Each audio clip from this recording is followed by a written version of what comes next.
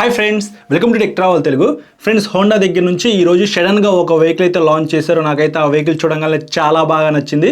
ఎందుకంటే స్పెసిఫికేషన్స్ కూడా చాలా బాగున్నాయి. ఎవరైనా 125cc ఒక వెహికల్ కొనుక్కోవాలనుకుంటే ఇప్పటి నుంచి ఈ వెహికల్ కొనుక్కుంటారనమాట. అదే 2025 Honda CB 125 Hornet. First specifications గురించి డిస్కస్ చేద్దాము. ఇంజన్ విషయానికి వస్తే 2 valves air cooled 123.94cc BS 6.2 SI ఇంజన్తో లభిస్తూ ఉంది. 11 PS పవర్, 11.2 Nm టార్క్ అయితే ఈ ఇంజన్ జనరేట్ చేసింది. 5 స్పీడ్ మాన్యువల్ ట్రాన్స్మిషన్ ఇచ్చారు. మిగతా 125cc వెహికల్స్తో కంపేర్ చేసుకుంటే ఈ వెహికల్లో మీకు మంచి ఇంజిన్ అయితే ఉంది. చాలా స్మూత్గా ఉండిద్ది. రీసెంట్గా నేను షైన్ 125 వీడియో చేశాను కదా, అప్పుడు ఆ వెహికల్ రైడ్ చేశాను. సేమ్ అదే ఇంజిన్ అనమాట. 0.2 Nm టార్క్ అయితే ఈ వెహికల్ కొద్దిగా ఎక్కువ ఉండిద్ది కాబట్టి మీకు పెర్ఫార్మెన్స్ అయితే బాగుండిద్ది. కొద్దిగా బూస్ట్ చేశారని చెప్పుకోవచ్చు. బ్రేక్స్ విషయానికి వస్తే ఈ వెహికల్ ఫ్రంట్స్ అయినా 240mm పెడల్ డిస్క్ ఇచ్చారు. ABS అయితే ఉంది. ఇది ఒక ప్లస్ పాయింట్ అని చెప్పుకోవచ్చు. బ్యాక్స్ అయినా మీకు 130mm డ్రమ్ బ్రేక్ తో లభిస్తూ ఉంది. సేమ్ బ్రేకింగ్ సెటప్ అనేది షైన్ SP 125 లో ఉండిద్ది, అలాగే రైడర్ 125 లో ఉండిద్ది. ఎక్స్ట్రీమ్ 125 లో ఫ్రంట్స్ అయినా మీకు 276mm డిస్క్ బ్రేక్ అయితే ఇచ్చారు. కొద్దిగా పెద్ద డిస్క్ అని చెప్పుకోవచ్చు. బెటర్ బ్రేకింగ్ ఉండాలంటే ఖచ్చితంగా పెద్ద డిస్క్ అయితే ఉండాలి. అలా చూసుకున్నట్లయితే ఎక్స్ట్రీమ్ 125 లో పెద్ద డిస్క్ బ్రేక్ ఉంది కాబట్టి ఆ వెహికల్ లో బ్రేక్స్ బాగా పడతాయి.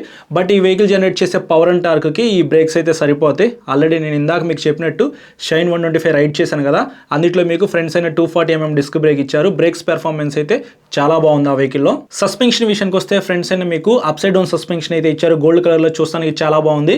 బ్యాక్స్ అయినా మీకు అడ్జస్టబుల్ మోనోషాక్ అయితే ఇచ్చారు.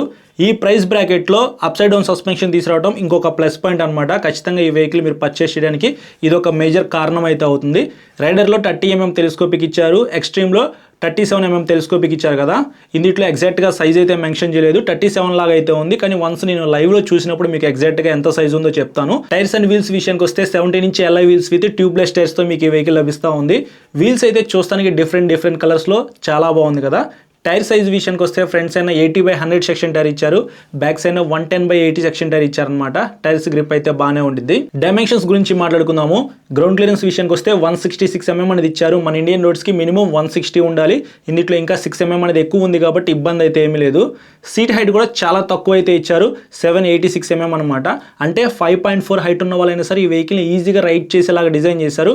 వెయిట్ కూడా చాలా తక్కువ అయితే ఉండిద్ది. 124 kgs అనమాట. నేను రైడ్ చేసినప్పుడు రైడర్ 123 kgs ఉండిద్ది. దాంతో కంపేర్ చేసుకుంటే 1 kg ఎక్కువ ఉంది. అయినప్పటికీ మీకు అసలు లైట్ వెయిట్ అయితే అనిపించింది. ఫ్యూయల్ ట్యాంక్ కెపాసిటీ విషయానికి వస్తే 12 లీటర్స్ తో లభిస్తూ ఉంది. Metal fuel tank, fibre fuel tank అనేది మా ఏరియాలోకి వెహికల్ వచ్చిన తర్వాత రివ్యూ చేస్తాను కదా, అప్పుడు మీకు క్లారిటీ అయితే ఇస్తాను. E20 పెట్రోల్ కి ఈ వెహికల్ అయితే సపోర్ట్ చేసింది. లైట్స్ విషయానికి వస్తే హెడ్ లైట్ చూస్తానికి చాలా బాగుంది కదా.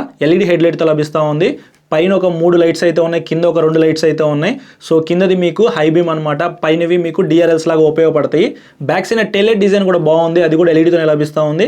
ఈవెన్ సిగ్నల్ లైట్స్ కూడా ఈ వెహికల్ LED ఇచ్చారు. ఎక్కడ కాంప్రమైజ్ అయితే అవ్వలేదు అనమాట స్పెసిఫికేషన్స్ పరంగా హోండా వాళ్ళు. ఇప్పుడు ఈ వెహికల్ లో ఉన్న మెయిన్ ఫీచర్స్ గురించి మాట్లాడుకుందాము.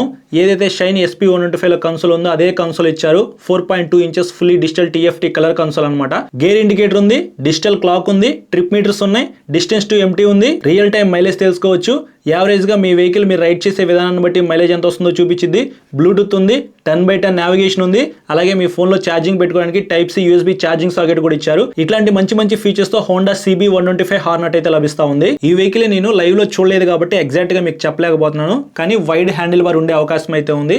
కీ పొజిషన్ కూడా ఫ్యూయల్ ట్యాంక్ దగ్గర పెట్టారు. అలాగే స్ప్లిట్ సీట్ ఉంది. Back side pillion seat comfort బాగుండిద్దా లేదా అని చెప్పేసి నేను డెడికేటెడ్ ఒక వీడియో రికార్డ్ చేస్తాను కదా, అందులో మాట్లాడుకుందాము. ఈ వెహికల్ ఒక మైనస్ ఏంటంటే కిక్ రాడ్ అయితే రిమూవ్ చేశారు. నాకు తెలిసి స్టైలిష్ లుక్స్ లో ఉండటానికి కిక్ రాడ్ రిమూవ్ చేసినట్టుగా అయితే అనిపిస్తా ఉంది. ఎందుకంటే మీకు షైన్ 125 లో కిక్ రాడ్ ఉంది కదా, సో అదే ఇంజిన్ తో లభిస్తా ఉంది. కానీ వీళ్ళు ఇక్కడ కిక్ రాడ్ అయితే రిమూవ్ చేశారు. అది కూడా ఇస్తే బాగుండేది. అలాగే మెటల్ ప్యాసింజర్ ఫుట్ రెస్ట్ అయితే ఇచ్చారు. ఫుట్ రెస్ట్ క్వాలిటీ అయితే చాలా బాగుంది. ఇంకా కలర్స్ విషయానికి వస్తే టోటల్ గా 4 కలర్స్ తో లాంచ్ చేశారు. ఫస్ట్ కలర్ వచ్చేప్పటికి రెడ్ కలర్ వీల్స్ తో చూస్తానికి చాలా బాగుంది. సెకండ్ కలర్ వచ్చేప్పటికి నియాన్, మీకు నియాన్ కలర్ వీల్స్ తో అయితే లభిస్తా ఉంది. ఇది థర్డ్ కలర్ వచ్చేప్పటికి బ్లూ కలర్ alloy వీల్స్ అయితే ఇచ్చారు. ఫోర్త్ కలర్ వచ్చేప్పటికి బ్లాక్. ఈ బ్లాక్ కలర్ కి మీకు బ్లాక్ కలర్ వీల్స్ ఇవ్వకుండా గోల్డ్ కలర్ వీల్స్ అయితే ఇచ్చారు. ఇది చూస్తానికి కొద్దిగా యూనిక్ గా అయితే ఉంది. నాకైతే ఈ 4 కలర్స్ చాలా బాగా నచ్చినాయి. ఒకటి పిక్ చేసుకోమంటే నియాన్ కలర్ పిక్ చేసుకుంటాను. మీకు ఏ కలర్ నచ్చిందో కింద కామెంట్ చేయండి. ఇంకా టాప్ స్పీడ్ విషయానికి వస్తే షైన్ SP 125 లో ఏదైతే ఇంజిన్ ఉందో సేమ్ అదే ఇంజిన్ ఇచ్చారు కాబట్టి 100, 110 ఈజీగా అయితే రీచ్ అయ్యింది. మైలేజ్ విషయానికి వస్తే మీరు 50 కిలోమీటర్ల దాకా ఎక్స్పెక్ట్ చేయొచ్చు. అంత వెయిట్ కూడా లేదు కాబట్టి ఈజీగా 50 కిలోమీటర్ల మైలేజ్ అయితే వస్తుంది. ప్రైస్ విషయానికి వస్తే హోండా కంపెనీ వాళ్ళు ఎక్కడ ప్రైస్ రివీల్ చేయలేదు. నాకు తెలిసినంత వరకు 1,40,000 రూపీస్ దాకా ఉండొచ్చు ఆన్ రోడ్ ప్రైస్ అనమాట. 1,40,000 కన్నా ఎక్కువ పెడితే మాత్రం ఇది ఖచ్చితంగా not value for money vehicle అవుతుంది. అసలు ఎగ్జాక్ట్గా ఆన్ రోడ్ ప్రైస్ అంతా, ఈ వెహికల్లో స్పెసిఫికేషన్స్ ఏంటి, నేను రైడ్ చేసినప్పుడు పెర్ఫార్మెన్స్ ఎలా ఉంది, సీట్ కంఫర్ట్ బాగుందా లేదా, వైడ్ హ్యాండిల్ బార్ ఇచ్చారా లేదా అనే దాని గురించి క్లియర్గా మీ అందరికీ ఎక్స్ప్లెయిన్ చేస్తూ డెడికేటెడ్గా ఒక వీడియో రికార్డ్ చేసి అప్లోడ్ చేస్తాను. అది మీరు చూడాలనుకుంటే మన ఛానల్కి సబ్స్క్రైబ్ చేసుకుని పక్కన బెల్ ఐకాన్ అయితే క్లిక్ చేసి పెట్టుకోండి. నేను వీడియో పెట్టిన వెంటనే మీకు నోటిఫికేషన్ వస్తుంది. అలాగే ఈ వీడియో నచ్చితే లైక్ చేసి మీ ఫ్రెండ్స్లో ఎవరైనా 125cc 150cc లో ఒక వెహికల్ కొనుక్కోవాలి అని అనుకున్న వాళ్ళకి ఈ వీడియో షేర్ చేయండి. వాళ్ళకి ఖచ్చితంగా హెల్ప్ అయింది. Thank you.